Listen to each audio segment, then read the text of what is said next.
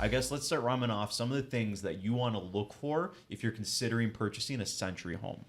The first one, my kind of biggest concern is because I'm so much about health, but a lot of these times there's previous renos that over time you have no idea what went on. Wallpaper, flooring, asbestos is a huge one. There's asbestos tile in a house that I've seen. It's just little things to be concerned about, especially if you have children. I'd be concerned about it. Especially when you're purchasing, they're over 100 years old. So people have done renovations probably every 10 to 20 years. Things have been added, changed, certain things like that. And the building code wasn't always the same as it was today. So you got to think maybe somebody made a modification in the 60s, the 70s, the 80s where the code may not have been what it is today. So you might find yourself with not the greatest renovations. Yeah, and right? let's patchy wiring, patchy stuff like that. We're going to talk about wiring? Yeah, I was going to say we might as well throw one of the biggest concerns with wiring was knob and tube back in the day. And I think some houses still have them. I've seen it, and it's slowly getting pulled out. It's not uncommon. A lot of, I can't even think of how many homes. It's a lot of work to get it out, right, and replace everything.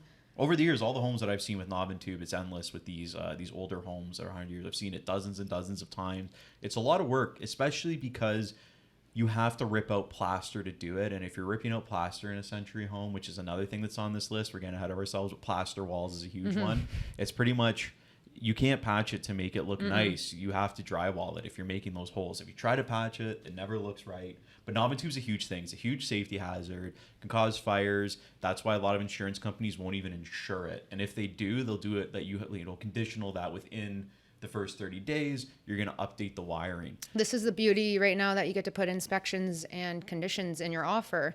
I think one of the biggest telltale signs about the knob and tube, right, is you can go in the basement and see the knobs there. Maybe, you know what, we'll post a picture, we'll flash a picture up here of what to look for.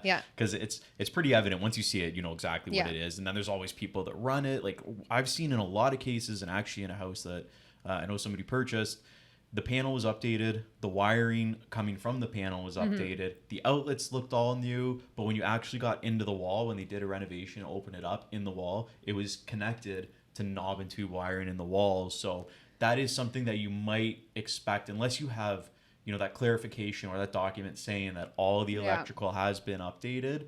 You never know. You could do that reno and find that knob and tube. So that's a thing when you're dealing with these renovations that have been done over the last 100 years. Another one. I was gonna say the windows painted shut. I've lived in a couple of homes and that's happened. I've tried to open the window before. It's been hot. What's going on?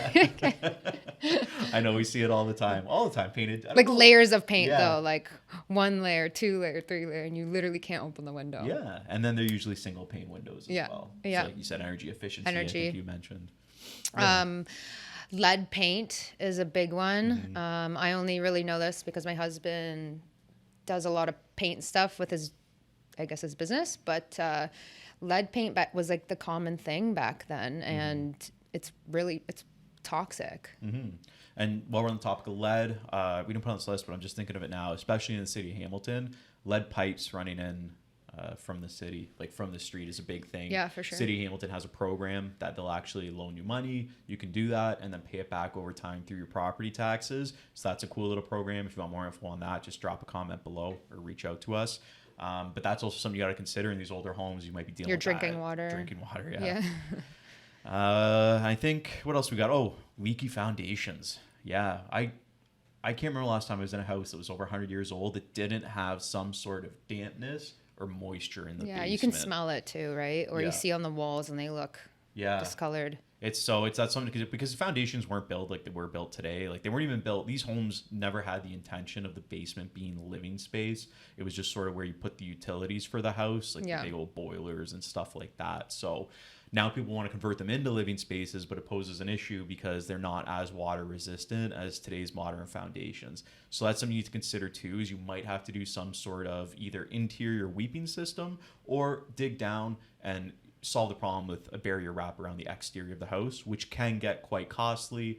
I know clients that have done it. It costs $10,000 to $15,000 per side of the house, obviously depending on the size of your house, but that can get costly too. So expect that you are going to have a damp basement in one of these houses. I think that's another good point with the energy systems. It is costly as well to convert the boiler to full furnace and forced air system. So really, that's something you might want to look at. For sure. And a lot of them, you really can't even convert, like, because if it's boiler, there's no ductwork, right? You got to put the ductwork in, which is where that cost comes from, right? Which means ripping out walls again, boom, which can be done. We did it in that house that I flipped last year with Matt. The boiler, we ran ductwork all through the house, but we gutted it to the studs, so it made it easy. Otherwise, it wouldn't be the simplest thing. You couldn't. You're pretty much doing it if you're doing a full renovation. Yeah. But totally worth it. Yeah.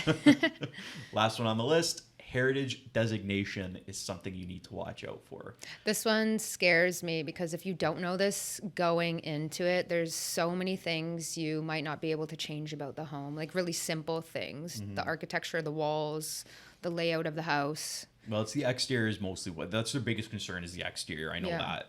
I have a cousin that has a heritage home in Toronto, and he wanted to change just the color of it, and he had to get approvals to change the color of the wood, softification, all that, to what he wanted. If you want to paint it, you want to do a little bit of work, you have to get that approval.